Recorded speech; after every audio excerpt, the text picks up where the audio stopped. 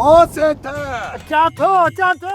आखि थावा तो हाथ करे पोसे में थोई अरे है ना बिठो खबे साजे वेठो खबे साजे मंजरे खर घाट कोन थव मतो दा बनियो किनियो कंदा पर निकरो रम पप दीप वे जय मैं अचा थो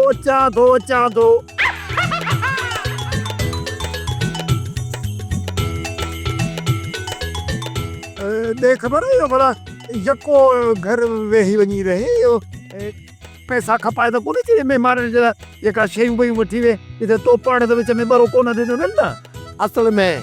लाट साहब तवा जी धीअर कुर्बाती मुखे ते न फ्रूट वठी आ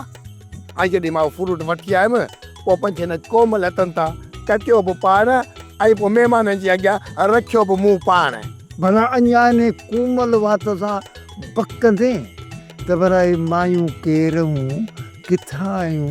छाजे लाए आयूं कंहिंजे लाए आयूं इहो बकंदे भला हिता जो हुयो पारे जो हुयो तव्हां जे दोस्तन जो ज़ालूं हुयूं दोस्तन जो ज़ालूं अरे मुझा वरी कहिड़ा दोस्त आहिनि ये गोठे जा दोस्त उपते सुपते जो ज़ालूं अरे इन्हनि मायुनि जे भाइरनि सां त मुंहिंजी जंग डंके जी चोट ते लॻी पई आहे त पोइ हे मायूं मुंहिंजे अंगण उजाड़ण जे लाइ मुंहिंजे घर छो आयूं छा लाइ आयूं ऐं कंहिंजे लाइ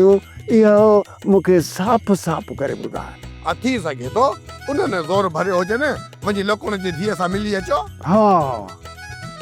इन जो मतिलबु त इहे ॿई शख़्स ॿिन्ही शख़्सियाणियुनि जे मथां रोब करे विया आहिनि अंग्रेज़ी में जंहिंखे चइबो आहे हावी थी विया आहिनि जीअं हू चवनि था तीअं मायूं कनि थियूं हाजी लकुण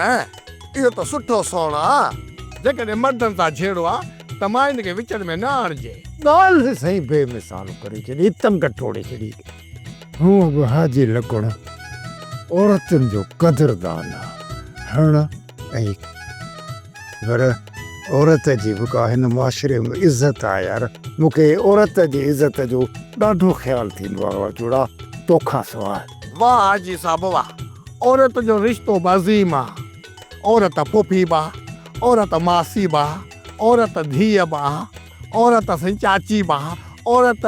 मासी बा औरत मामी बा अरे रे ॿुध इहो ज़ाल जे लफ़्ज़ चवण ते कहिड़ो तपु थियो चढ़े न वटि ज़ाल जो नालो मूंखे ज़ाल जे लफ़्ज़ सां नफ़रत आहे वाह पुट वाह मज़ाए छॾी अड़े मां त ज़ाल खे हासिलु करण जे लाइ वता तो फारूं विझराईंदो फारूं अरे जेकॾहिं तो ज़ाल न हलाई त कंहिंजो ॾोह आहे मुंहिंजो ॾोह आहे तूं त न कोई ज़ाल न को मुड़ुसु बाबा मुंहिंजो त मसालो ई ॿियो आहे न हा तॾहिं ज़ाल तोखां तलाक वठी ऐं छोकिरी ॻीचे वेड़ी छॾी अरे न कुर्बातीअ जी मां पहिरें नंबर जी चंडी मुंहिंजे ॻीचे में धी विझी छॾी चङो हाणे पची वेई न हाणे हल को कमु कार बि कर हलिया केॾा काॾे थो हली हेॾे सिधो हल न हा हलिया सोप सीरियल जहिड़ियूं ज़ालूं तहिड़ा मुड़ुस तमाम एपिसोड्स ॾिसो HD क्वालिटीअ में विज़िट करियो असांजो YouTube channel Sindh TV HD drama subscribe कयो असांजो official YouTube channel Sindh TV HD drama ऐं वधीक अपडेट लाइ बेल आइकन खे क्लिक करियो।